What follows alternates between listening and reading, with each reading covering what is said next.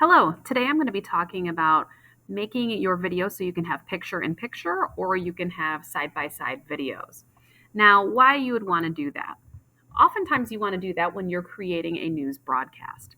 So, you have these two anchors at the desk right here, and maybe they're talking about something that's happening, and you want a picture in picture to pop up in the corner. So, it would pop up over this anchor's shoulder, and we would see an image, or you could put it over this anchor's shoulder and we'd see an image, a video, or a graphic, and it would help illustrate the story. Or sometimes you want side by side footage.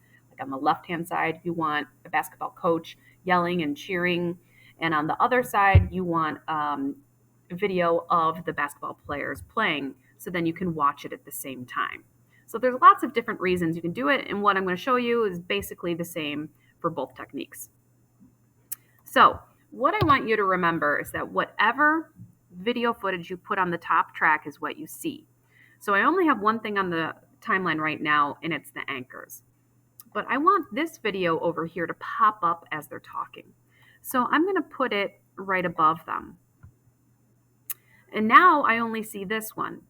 But if I go up here and I double click into it, this little binding box shows up around it. And so I'm going to grab the corners and shrink it down.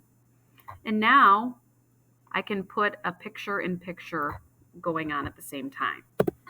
So now there's video footage playing here as they're talking. Easy. Now you can also take this footage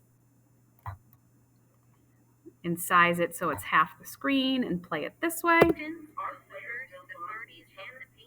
And that's how you split your screen.